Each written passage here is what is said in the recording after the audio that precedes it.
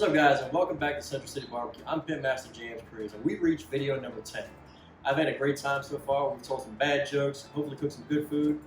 Hopefully you guys learned some stuff.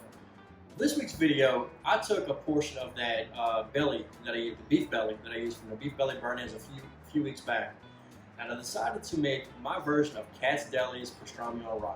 Okay? I went to Katz a few years ago, and that sandwich blew me away. I mean, ever since then I've been a fan. The only issue I have with it, though, I'm gonna name the street Houston Avenue. No, guys, New York. It's pronounced Houston. Kidding. Either way, what I did was I decided to make my own pastrami brine.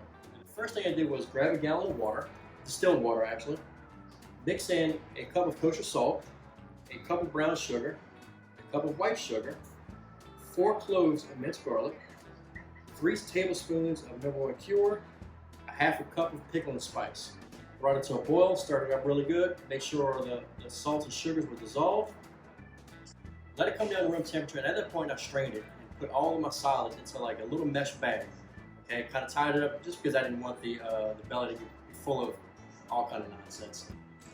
After that, I put it inside of a Ziploc bag, pour the cure inside of that, make sure it was submerged, and put all of those pickling spices inside like a little mesh bag, tied it up, tucked it away, put it in the cooler, flipped it every day or so for about 2 weeks, and here we are. I got a brine beef belly, and it's time to put a rub on this thing. Let me show you how we do it. I'm gonna glove up first. All right, so what I've got here, I've got all of my dry seasons for the rub already portioned out, ready to go. So what I have is a half cup coarse black pepper, a 1/4 cup ground coriander powder, 2 tablespoons of fine black pepper, 2 tablespoons of paprika, 2 tablespoons of brown sugar, 4 teaspoons of garlic powder, 4 teaspoons of onion powder, 2 teaspoons of mustard powder, and 2 teaspoons of chipotle powder. What I'm gonna do is I'm just put them all in this bowl right here. All right, let's get them all mixed up really well. Okay, you want to get rid of all the clumps inside of this thing. Let's grab a scoop, put in one of my handy shakers. All right, so before I rub it, one thing I want to do is I've got some of this spicy brown mustard.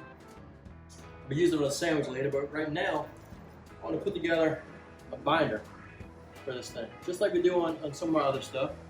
That is a wet smoker back there. I'm actually using the Backwoods G3 Chubby, and since it is a wet smoker, meaning it has a water pan on the inside of it, it's going to produce a lot of humidity and a lot of steam.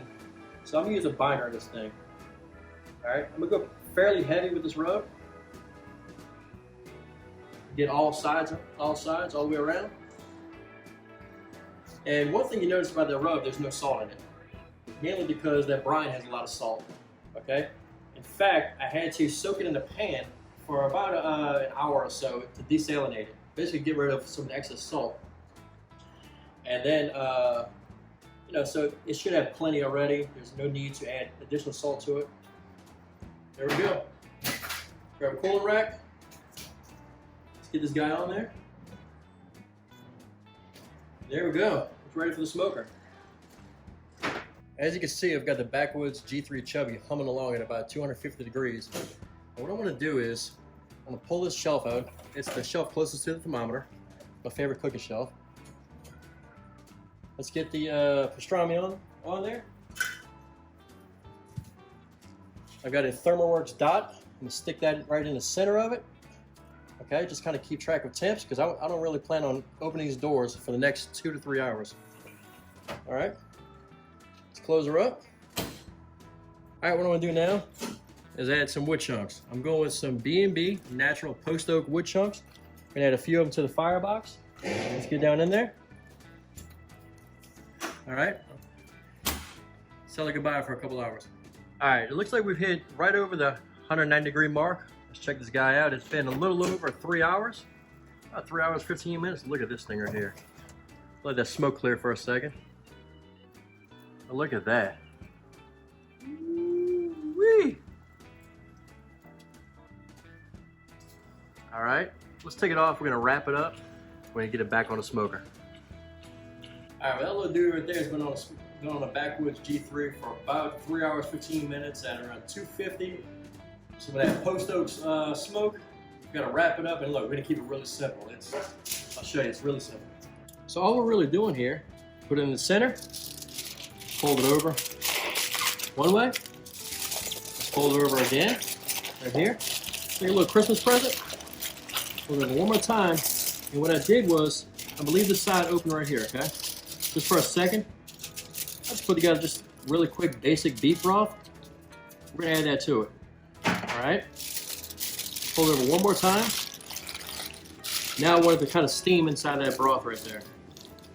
That's basically it. All I did was put it right in the center of that foil, added a little beef broth to it, wrap it really tight like a Christmas present, and put it on this rack right here.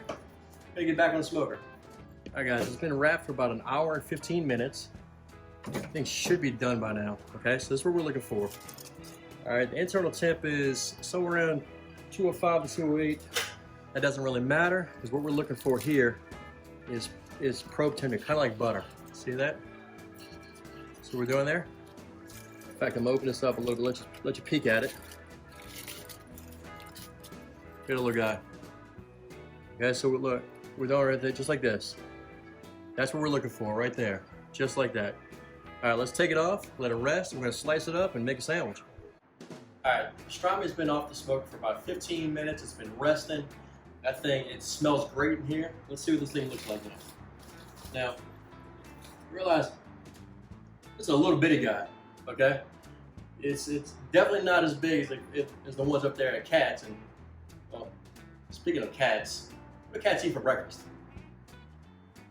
Rice Krispies. Okay, let's just slice this thing. All right, so obviously what you're gonna do is you're gonna slice actually against the grain. Oh man.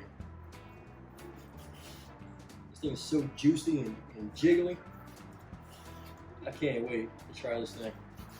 Look at the bark on this thing, and so I cooked it on the backwoods G3, and the reason why I picked that smoker, one, it really burns super clean.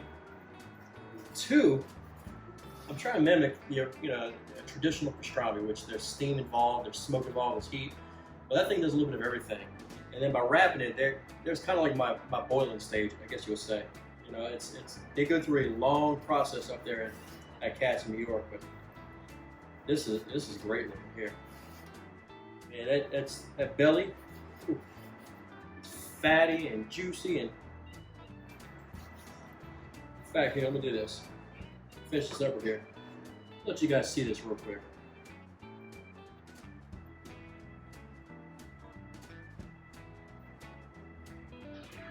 Oh, that thing looks juicy, juicy, juicy, doesn't it?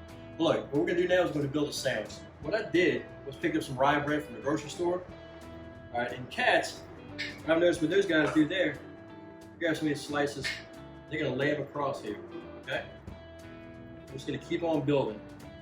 Keep on building. In fact, I'm gonna go over it a couple times. It's gonna be a big sandwich here. All right, get that guy right there. Next thing you're gonna do is grab some of this spicy brown mustard. All right, we're gonna go over the top of it real quick. Got a little too much right there, but I like mustard.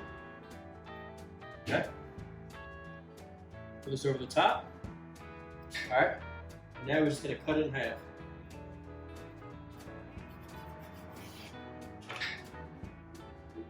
Take a look at this. And how'd that guy look right there? I think it looked really good then. Well, I'm about to find out if it tastes good. Get one of these guys right there. Look at this. Oh crap.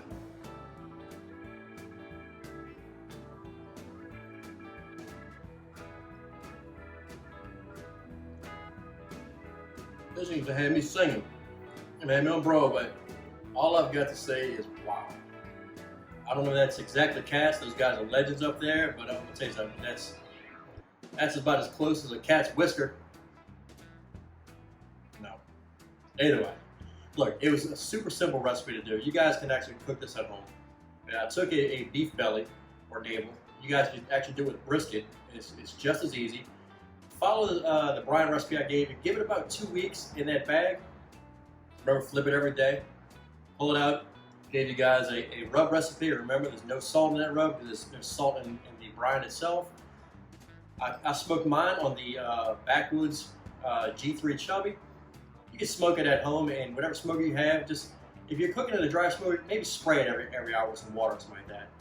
And I wrapped mine at about 190. At that point, the fat was starting to render, and I wanted to actually kind of braise it in the beef broth until it got to, in pro tenders, somewhere in the low 200s.